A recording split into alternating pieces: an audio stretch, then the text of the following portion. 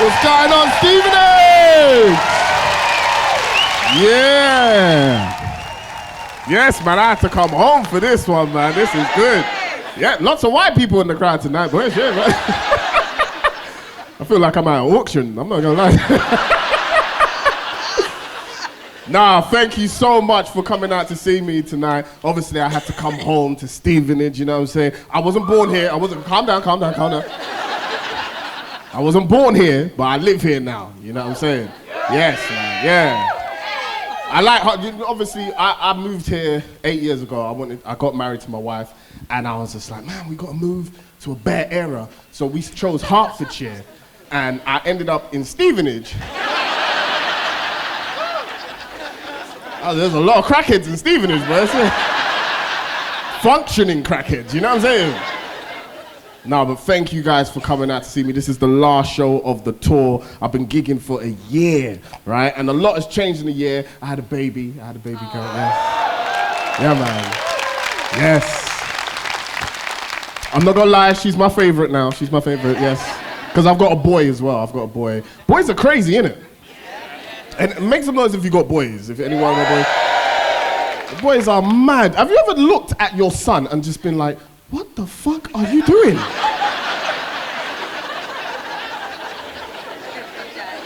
Every day, right?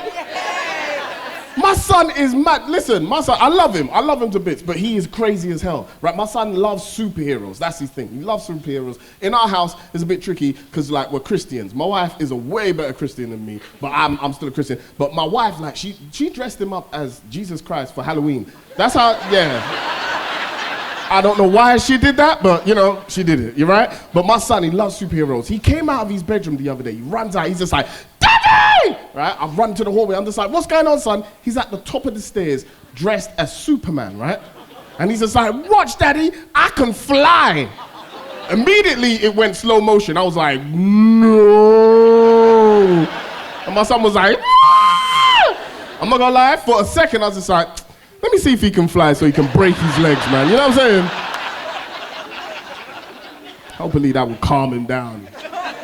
But I had a girl, man. I got a baby girl now, and I love her so much, man. I never knew I had this side of me. You know what I'm saying? Because a lot of my friends kept on telling me, like, watch, when you have a girl, you're gonna change. And I was just like, no, I'm not. I'm a bad man, bruv. I'm not gonna change. You know what I'm saying? And then I started thinking about some of my friends that's got girls, right? And especially one of my mates, Rick, he's got a girl. And like, he's changed a lot, because Rick, he was a bad man back in the day, right? But he's got a baby girl now, and now he knows every song in Frozen. You know what I'm saying? Like, I'm talking, this guy's at home talking about, let it go, before I shoot you in your head top, like, you know what I mean? It's been a crazy time, man, been a crazy year. For me, I've had a lot of reflection, man, a lot to reflect on, especially with my career, a lot to reflect on, because I've been doing this for 20 years being a stand-up. Yeah, man, started when I was 17 years old, and I started thinking about, like, a lot of my gigs from back in the day, like, especially my first gig. My first gig was in Brixton, South London, right? Yeah, you know Brixton, right? I'm not talking about Brixton now, I'm talking about Brixton back in the day. Remember Brixton back in the day? Different type of Brixton now is changed, you know what I'm saying? There's a lot of white people in Brixton now, you know what I'm saying? And they're rude, innit? They'll push you out the way, they'll be like, get out the way, move, yes. Yes. This is Brixton Village now, yes. Home of the jerk vegan rap. You know what I mean? This is back in the day, shoot 'em up, bang bang Brixton, you know what I'm saying? And I got booked for a gig, right? I was 17-year-old. It wasn't even in a comedy club, it was in someone's house. You know what I'm saying? And I remember I got the gig, right? And I turn up to the gig, I knock the door, and I guess the guy who was running the show forgot about the whole show, because he's opened the door, he see me, he's just like, what you doing right there, bruv? And I was just like, oh, I'm here for the gig. Is there a comedy gig going on tonight? He was just like, oh, what, you're the comedian? Come true, bruv, come true, bruv. I enter the house, I get to the living room where the gig's supposed to be happening. There's a speaker set up and a microphone, and I kid you not, this was his intro. This was my first ever intro to comedy. He's just like, all right, guys, we're about to start the show. All right, coming all the way from the depths of Africa. I was just like, what the hell? I was like, I'm from London, bro. You know what I'm saying? I don't know what you're talking about. He was just like, give it up for man like Babatunde. And instead of clapping, everyone was like, brap, brap, brap, brap, brap. Now, what you must understand, yeah, this is a comedy show in Brixton, right, in South London, in someone's house full of gangsters. Gangsters don't laugh. I don't know if you've ever seen a gangster laugh. They don't laugh, right? Go up to a gangster tomorrow and tickle them. They will not laugh, right? You know what gangsters do? They just acknowledge that a joke is funny. That's the difference. They won't laugh, but they'll acknowledge a good joke. This is my impression of a bad man hearing a joke and acknowledging it, trying not to laugh. This is how they laugh. They'll be like this. They'll hear a joke. They'll be like, yeah. Yeah, no, it's funny. Still, it's funny. Which is scary because when they do laugh, it's the scariest thing in the world because they like to add a gun sound at the end of their laugh to let you know they enjoyed it. They'll be like, ha ha ha, bah! It's like, oh. Did this guy just try to kill me with his laugh? Like, what the hell? Nah, man, it's been crazy, man. My career's gone good, you know what I'm saying? And like, especially, like, what happened is that after I gigged for a while, I said to myself, you know what? I need a job because the money's not coming through like I expected it to. So I started working, right? But I started working for the most hated company in the whole of London, yeah? I started working for Transport for London. And I worked on the platforms first. That's why I worked. I worked on the train platform, which is the scariest job in the world, trust me, because you don't know what's about to happen. I remember this one day, I'm at work, right? Train's coming in 2 minutes, right? I make the announcement. Out of nowhere, this guy just decides he wants to jump onto the tracks. He's just like, I can't take it no more. I'm gonna kill myself! Immediately, everyone looked at me. They were like, Ain't you gonna do something? I was just like, I'm not jumping down there. I was like, if I die, who's gonna tell you when the next train's coming? I'm not doing it. Out of nowhere, this young black boy decides he wants to be the hero. He ran across the platform, jumped onto the tracks, grabbed the guy, put him back on the platform. The guy was just like, oh my God, you saved my life. I can't believe it. How can I repay you? He was just like, hey, kill yourself when the next fucking train arrives. I'm trying to get home now, dickhead.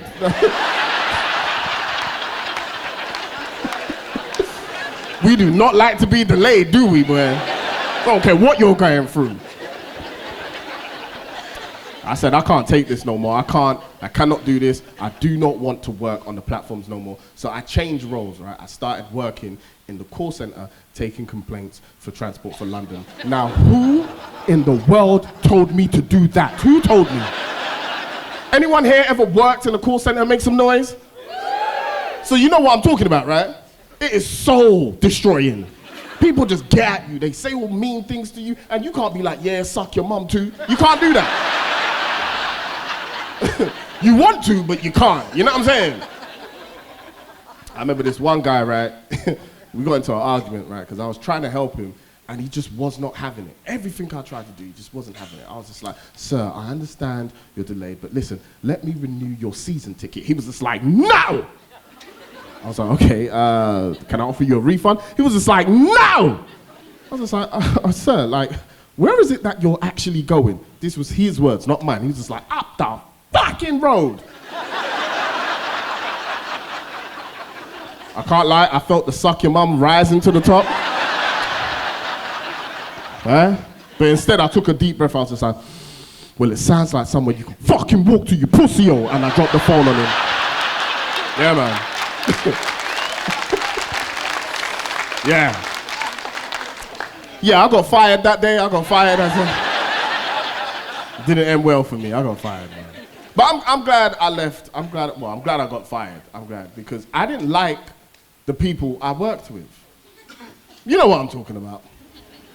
You know what? You know there's always that one person at work that you can't stand. Yeah, see?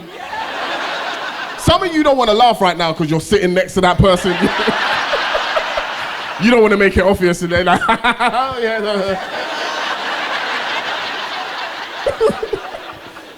Everyone knows what I'm talking. There's always one in it. You know when you wake up in the morning and you're actually excited to go to work, you get dressed, you get into work, and then you see them, you're like, oh. ain't they dead yet? You know what I'm saying? Like, I had this one guy at work who I could not stand. His name was Richard, right? I could not stand him. Now listen, if your name is Richard and you're in here, understand I'm not talking about you, I'm talking about him, all right? Now this guy called Richard, I could not stand him for this particular reason. The reason why I couldn't stand him is because every single day for 6 years, he ate chicken and chips for lunch every single day. 6 years. Chicken and chips. I love chicken and chips, but for 6 years. It got so bad to the point I had to pull him aside and have a chat with him. I was just like, yo, bro, man, what you doing, man? Come on, man, you're earning money now. Go buy yourself a salad or something. He was just like, why, bruv? What's your problem, bruv? What's it got to do with you? So, what? You're embarrassed? Oh, you're embarrassed because it's black people food. Well, hear what I'm saying, bro. I'm going to keep eating it because it's black people food. I was just like, Richard, you are white.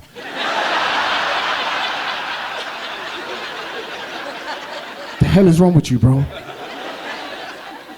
But that's the thing. Everybody believes that black people and chicken have this special relationship. You know what I'm saying? Like, I'm not here to say no, we don't. I'm not trying to deny it. All I want to know is, what do white people love eating and drinking all the time? Like, you know what I'm saying? I don't know what you love eating, but I figured out what you like to drink. Yeah. Tea. You guys go crazy. You lose your mind over tea, boy. Don't get twisted. Black people, we love a good cup of tea, but I've noticed white people, you take it to a whole nother level. You drink tea when the weather's hot, when the weather's cold, when you're happy, when you're sad, even when someone has died. Have you seen this? It'll be the first thing you turn to. You'll be like, oh my God, Kate is dead. Should I put the kettle on? You know what I'm saying? And I'm jealous, I won't lie, I'm jealous, because it don't sound the same coming from black people. Can you imagine? So all my days, bruv, all my days, Tyrone got shot in the head, bruv, he's dead. Should I put some chicken in the oven or something for you, bruv? See, don't have the same ring to it, does it? I was proper sad, man. When I got let go from TFL, I was sad for this reason. Number one, I didn't have a job to turn to, right? I didn't have no other experience outside of customer service. I didn't know what to do with myself. All I know is stand up, right? So this is during lockdown. Everybody was losing their jobs. No one was hiring, right? And then out of nowhere, my good friend, Mo Gilligan, right? He phoned...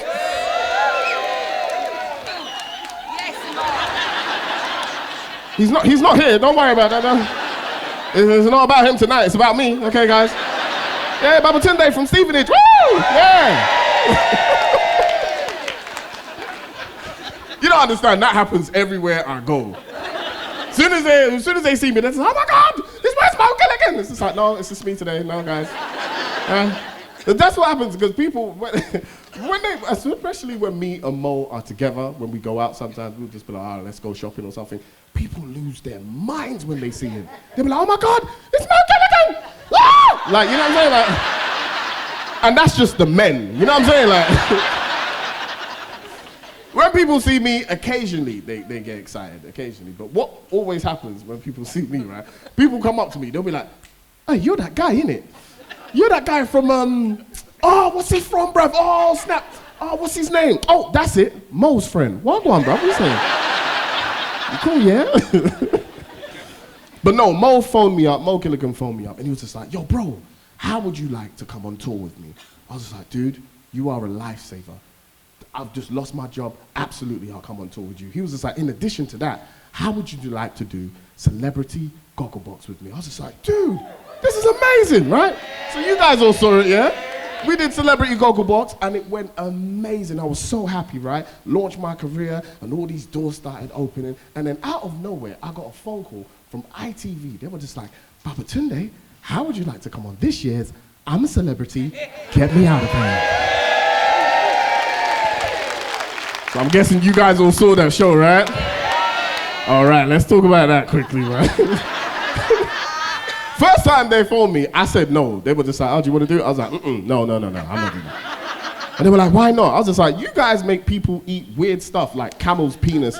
I'm not trying to eat a camel's dick and then go back to Tottenham to see my friends. It don't work like that. You can't go back to the hood after you've eaten a camel's dick. It don't work. Right? I was like, no, I don't want to do it. Do not call me back for this show again, please, right? But they called me back and they offered me more money. And I was just like, I'll eat a camel's dick for that price. You know what I'm saying? Like, yeah. This is the thing though, people don't understand. I've watched the show, right? But I didn't really watch the show. So I didn't know what I was really getting myself into when I agreed to do I'm a Celeb, right? So they called me in for a meeting, right? They called me in for a meeting. They were just like, Babatunde, nice to have you on the show this year. So we just want to get to know a little bit about you, okay, before you go off to Australia. So can you tell us, do you have any fears? Me like a dickhead. Yeah. You know what, yeah? I'm afraid of heights. They were like, heights? Anything else, Babatunde, you'd like to tell us? Yeah, I'm afraid of frogs as well. They're like, frogs, okay. Thank you very much, Babatunde. Look forward to seeing you out there in Australia. Right? I'm thinking to myself, oh my days, this is amazing. They know me, I know them. They're not gonna put me in any danger, right? Then they booked me a business class trip out to Australia. Now, guys, I've never been on business class. I'm from humble beginnings. I've never been on business class. So this was the first time flying out there on business class, right? Imagine, I've got on the plane and it's a booth. It's like a booth, it's just a whole chair for yourself. No one's next to you. I'm like, oh my days, all of this for me, right? I sit down, I'm pressing all the buttons and stuff like that, right? All the stewards, they're coming up to me, they're just like, Mr. Babatunde, could you tell us if you want some orange juice or some champagne? I'm just like, I have champagne. I was just like, by the way, can I have the bottle? They were like, certainly. I was like, oh my days. And they gave me the whole bottle, right? Now I'm gassed. I'm on the plane, I'm drinking out of the bottle like I'm a rapper, you know what I'm saying? I'm spraying it on people, you know what I'm saying? I'm excited. And this is the thing, I'm not supposed to be drinking champagne. It does not agree with me. So halfway through the flight, I'm farting up the whole of business class. I'm tearing the place apart, you know what I'm saying? To the point where the guy sitting directly in front of me, he kept on turning around. He was just like, oh my God, what is that awful smell? I was just like, it must be the poor people in economy. Their poorness is wafting in, that's what's happening.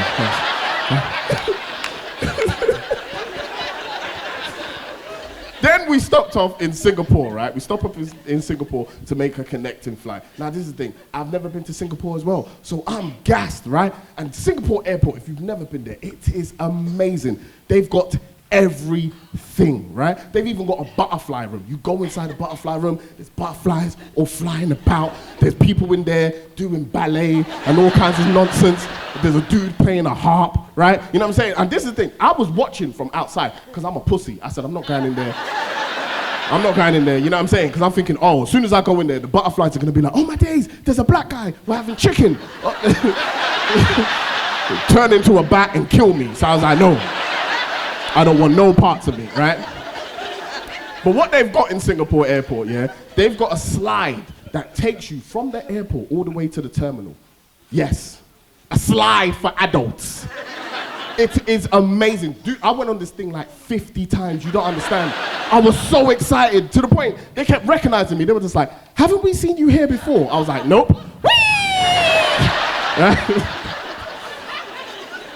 Make my connecting flight, we fly out to Brisbane, Australia, right? As soon as I get to Brisbane, Australia, I get myself a security guard, right, and a driver that are gonna be with me 24/7 for 11 days until I go inside the jungle, right? Now, you guys know about the Bush Tucker trial, yeah?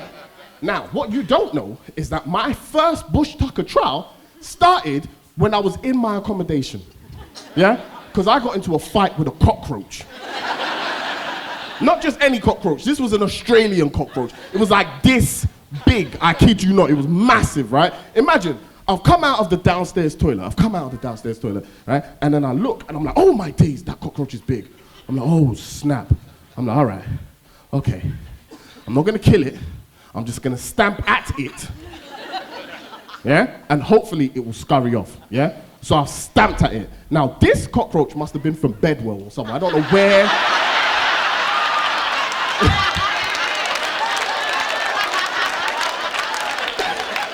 This one gangster cockroach. I don't know where they got this cockroach. As soon as I stamped at it, this cockroach was just like, who the hell are you stamping at, blood? Are you mad? And chased me round the whole house. So now I'm screaming, I'm like, ah! I've locked myself back into the toilet. I'm like, oh my days, I nearly got stabbed by a cockroach, oh my days, right? And then I've just heard a voice in my head go back out there, face this cockroach. You come out here to face your fears. Get back out there, bro. So I've come out, right? I'm like, all right, okay, all right, cool. This time, I'm not gonna stamp at it, right? This time, I'm gonna throw my shoe at it. And hopefully I'll squash it. I've taken off my shoe, I've thrown it at it. Now, I did not know that cockroaches in Australia can fly. I did not know this. As soon as I threw my shoe in, this cockroach was just like, who the fuck are you throwing your shoe at, blood? Are you mad?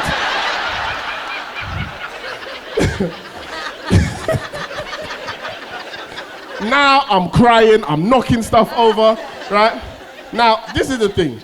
So, right, let me paint the picture for you. So, my security guard, yeah, he can hear everything that's going on inside the house, right? Now, I'm trying to get to the door, but the cockroach is in the way, guarding the door, right? Now, I can't do an Australian accent, so don't take the piss. But my security guard, he can hear all the commotion in the house. My security guard banging on the door. All I heard was, Babatunde, open the fucking door. What the...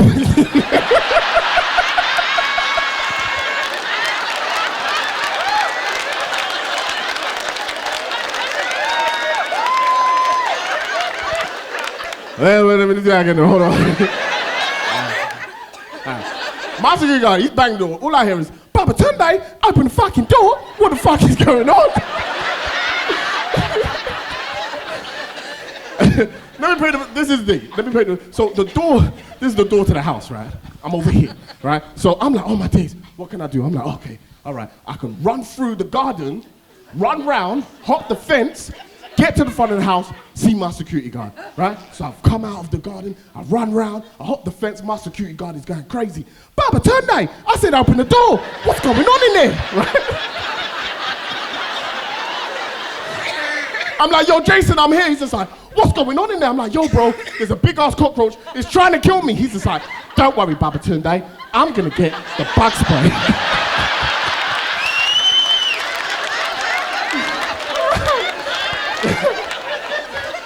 I'm like, bug spray? I'm like, bro, you need a gun. He's like, don't worry, Babatunde. He goes to his car, right? And I'm thinking, bug spray, he's gonna bring out like a can of Raid or something, right? But remember, this is Australia, so they've got like jungle-like strength, you know, Raid and stuff like that. So he's brought it out. It looks like a bloody bazooka.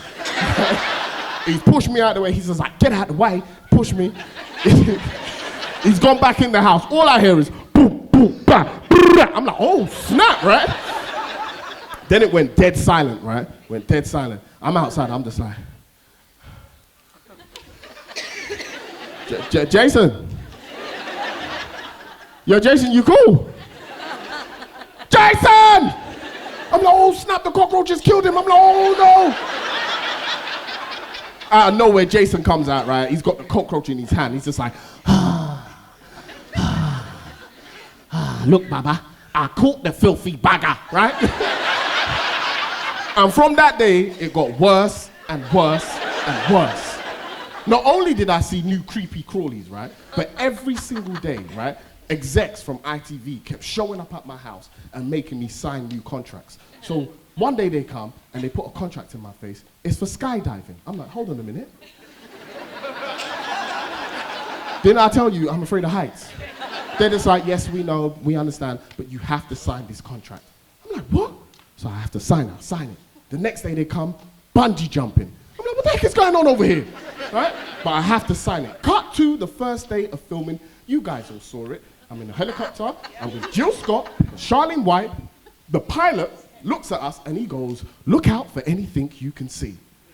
So I'm looking. I see a tall building with 3 ledges. I'm like, surely that can't be for us. Did you guys sign up for this? Because I'm afraid of heights. And then we fly away. I'm like, woo! Dodge the bullet. But then we loop back round. The pilot goes, can you see anything else? I see Anton Deck waving. I'm like, oh, hell no. Then we land the helicopter. Now I lose it. I'm going crazy. I'm like, nah, you guys are evil, man. You knew about this. You knew what you set me up for. Nah, man, you guys are racist. Right? I had to pull that card, you know what I'm saying? They were like, Baba, just calm down, calm down. I'm like, no, I'm not gonna calm down. You guys know what you did, man. You guys are all racist. I'm just like, how are we racist? Charlene White is black. I'm like, yeah, but her surname is White. You guys are racist, man. Get out of here, man. Stop touching me. You know what I'm saying? Then one of them stopped me. He was just like, calm down, calm down. To be honest, we don't even know who you are. I was like, what? I was in Celebrity Gogglebox. They were like, that's who he is. That's Mo's friend. What's going on, bro?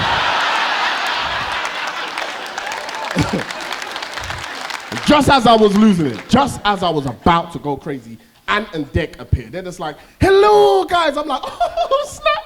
Oh, snap. Man, like PJ and Duncan, you know.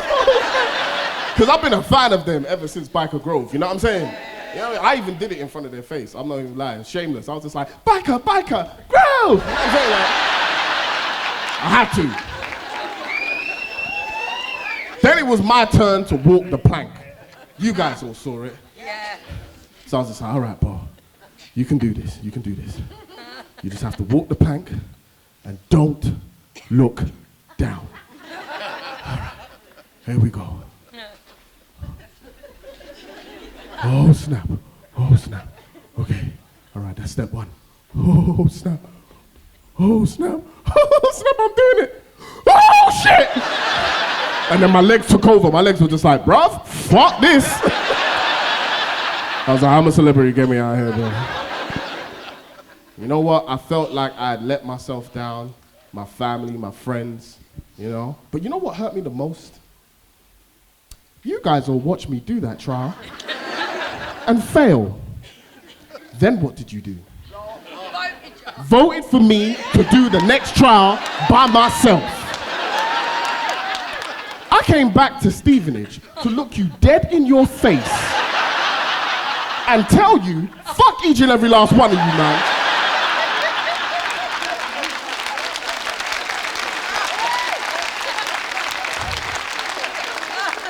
Nah, man, but I killed my next trial, man. I got 9 stars and I felt like the absolute king of the jungle. You know what I'm saying? It was amazing. Got over, thank you, darling. Yeah, man. Got over my fear of heights, you know, and then just as I was feeling like the king of the jungle, Matt, the booty-grabbing Hancock, decides to come into the jungle. I was like, oh, here we go. You know what I'm saying? And I'll tell you a little secret. I actually knew Matt Hancock was coming into the jungle before anybody did. And the reason why is because, basically, when you do a show like I'm a Celeb, they always take away all forms of communication from you. So when I got there, when I arrived in Australia, they took my phone, my laptop, you know, my tablet, even my Apple Watch. But what they forgot to take was the internet off of the TV in the house. So as soon as I switched on the TV, internet, boom, I was like, oh my days. I was like, you know what, I'm gonna be good, I'm not gonna research anything. And I was good. I was good for like 2 minutes, and then I researched it all. So watch it back, go on YouTube and look at my face when Matt enters the jungle. Everybody else is like, oh my God, it's Matt Hancock. I'm in the background like, oh my days. Oh my days, it's Matt Hancock, I'm so surprised, oh my days. You know the question I get asked the most after being in I'm a Celeb with Matt Hancock? Everyone always asks me, they come up to me, they're just like, Baba, Matt Hancock, is he really a dickhead in real life? Yes.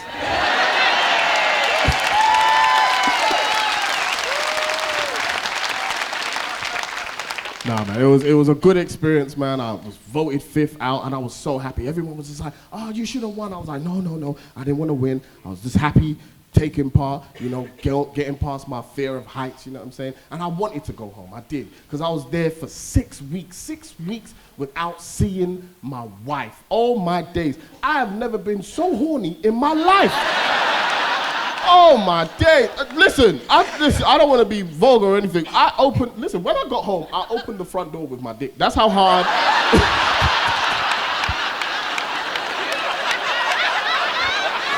I was like, boom, there you go.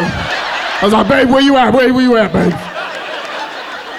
I was excited. I was excited to see everybody in my family, to be fair. I was excited even to see my son, but he was sleeping when I got home because it was a school day, right? So I had to sneak past my son's bedroom. I had to sneak past, and like he was sleeping. So as I went past, all I heard was, Daddy? I was like, son's awake. I was like, oh, what this?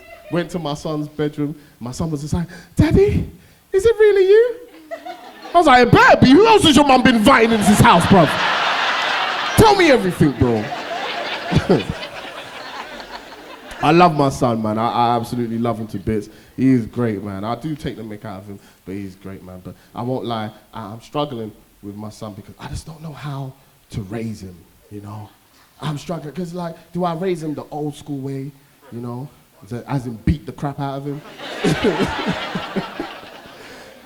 Or do I do this new soft parenting stuff? Like, and this thing is, like, my mum, my mum's Nigerian, like, you know, and parents back in the day, they beat the crap out of you, didn't they?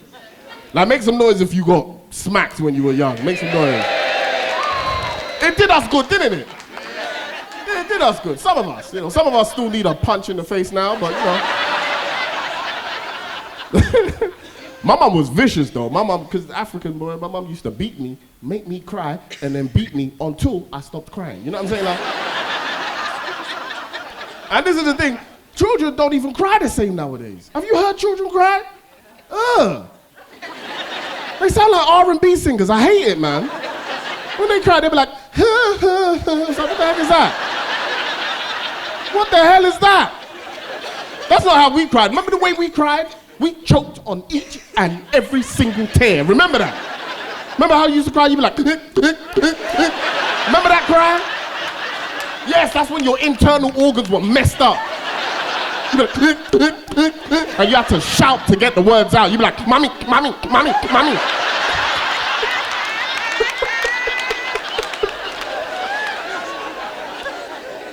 Children, do not cry like that no more, man.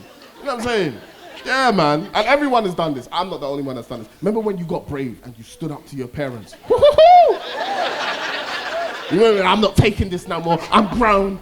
I'm 11. You know what I'm saying? I remember once, yeah, my mum came to hit me. I got brave, right? I grabbed her. Woo-hoo! She came to hit me. I grabbed her hand. She was just like, okay. So you want to fight, huh?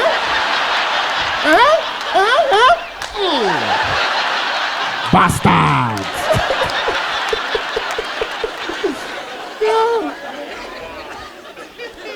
I love my son, I do, man. But I can't, I don't like the way my son talks. It annoys me. He sounds posh to me, I hate it. I do, maybe because he's grown up in Hertfordshire. I don't know what it is. I hate it, man, it's annoying. Especially when my friends from Tottenham come over, because they'll speak to him in slang. They'll be like, yo, bruv, how you doing, man, like little Baba? And my son will be like, oh, hello, Uncle Neil. It's like, oh, man. Oh, get out of here, man. Go eat a cucumber sandwich or something. Get out of here, man. Son came home the other day. He's just like, oh, Dad. Like, children are privileged now, innit? They're proper privileged. My son came home the other day. He was just like, Daddy. He's like, Dad, what's the Wi-Fi password? I'm thinking, Wi-Fi? I'm like, you privileged prick. You know what I'm saying? Because he has everything I never had as a child. That's why I'm jealous. I won't lie, I'm jealous of him. You know what I'm saying? Like, he's got Wi-Fi. He's got his own bedroom. He's got toys. He's got a dad. You know what I'm saying? Like, I didn't have that growing up. You know what I'm saying? I didn't have toys growing up. I didn't have toys. Yeah, not because we were poor or anything. I didn't have toys because my mum is Nigerian. That's it, right? Nigerian parents don't believe in fun. They believe in education. That's it. I remember the first time I asked my mum for a simple toy, right? My mum was in her bedroom. She was reading the Bible. And I was just like, Mum, for my birthday, can I get a toy? My mum was just like, Tunde, you want a toy? I was like, yes, Mommy. She was just like, here's a toy. It's called the Bible. Go and read it. Go and play with Jesus. Oh, my damn nerves, man. And like bullying. Bullying's a new one as well, man. I don't know how to handle bullies, you know what I'm saying? Like my son, he's about to go to a private school, you know what I'm saying? Because I got money. And but the first time my son encountered bullying, I didn't know how to handle it. You know, he came home crying. I came home crying because my wife and him, they went to a park and a boy in the park pushed him. And so my son came back home and my son was crying. He was just like, Daddy, someone at the park pushed me. Now, I'm not no soft parent, right? I'm always going to respond. The Tottenham in me will always respond, right? So my son was just like, what should I do next time if someone pushes me? I'll just say, hey, you take this chair, right? And you break it over his head. Who the hell does he figure? Do you want me to get involved, bruv? Can't we go bang him up, bruv? You know what I'm saying? Can't do that, man. You gotta do this soft parenting thing. You know what I'm saying? And I love everything about being a parent. I love being a husband as well. That's another thing. I've been married 8 years, and I can truly say with my heart, I absolutely adore my wife. She's the best. Yeah, man. Yeah. She is the best thing that's ever happened to me, man. Honestly, man. But I'm not gonna lie, I am tired. I am tired. Women, all my days. You just don't stop, do you? That's the... Man, we need therapy just to deal with women. Oh, my Lord, man. This is the thing. I married a Jamaican as well, man. My wife is Jamaican. No, don't chair. You guys are the craziest people on earth. Can't argue with Jamaican. Trust me, my wife turns into Buju Banton halfway through an argument. The other day, my wife was just like, oh, babes, I forgot to take out the bin. Can you take it out? Mind you, it's 4 a.m. 4 a.m. I'm like, oh, babes, man, what are you doing, man? I'll take it out when the sun rises. This is when my wife goes crazy. Me say, take out the blood clot, bin.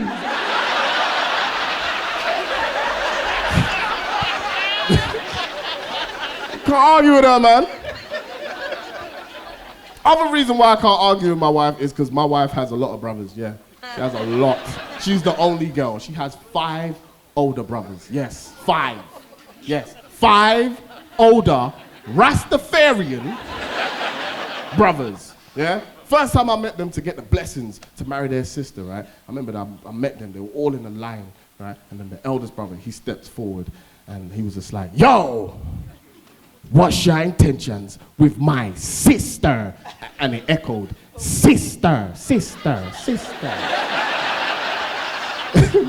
I looked behind him, it was the other brothers going, sister.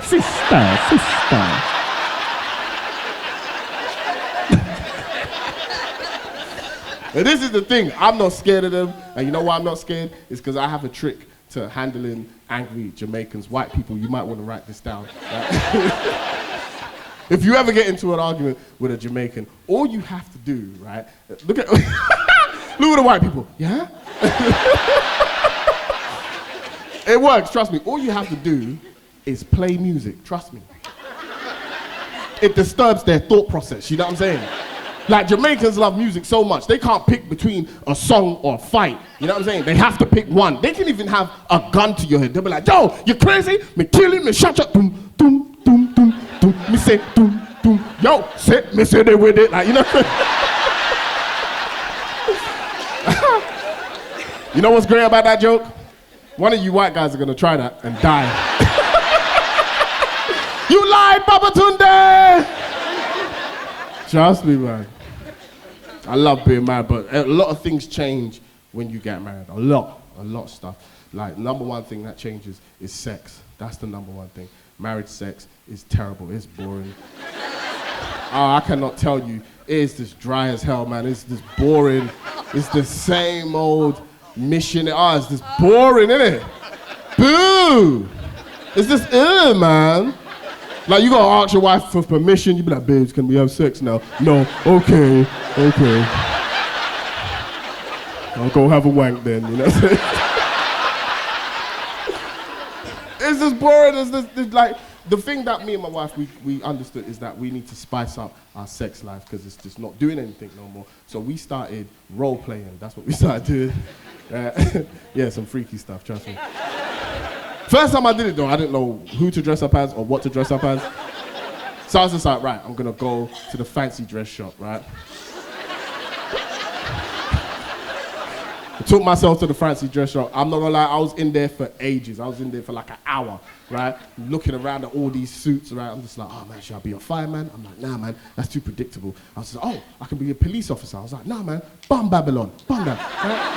Right? Then the owner of the shop, he comes up to me, he's just like, look mate, I'm not to be like, you know, intrude on what you're doing, but you've been in here for a while. Do you need any help? I was just like, you know what? I need help because me and my wife are trying to role play, you know, for sex. He was just like, all right, mate. He was like, mind you, can I ask, where's your wife from? I was just like, she's Jamaican. He was just like, I have just the thing for you. Ladies and gentlemen, you know what I dressed up as? Usain Bolt. Yeah, man. I put the running outfit on and everything. I was doing this in the mirror. My wife came into the bedroom. She saw me. She was just like, oh, Usain Bolt, yeah? Well, I hope this means you're not going to come fast. I was like, hey. So that means I'm a winner. That's what that means. You know what I'm saying? And I'm thinking to myself, my wife might do something about Africa. You know, she might dress up as someone's bank details. I don't know what the hell. She came back in the bedroom dressed as a police officer. I can't lie. When I saw her, I panicked. I ran straight out the house. Yo, Stevenage, that's my time. You've been amazing. Thank you so much. God bless you guys. Take care, man. Peace.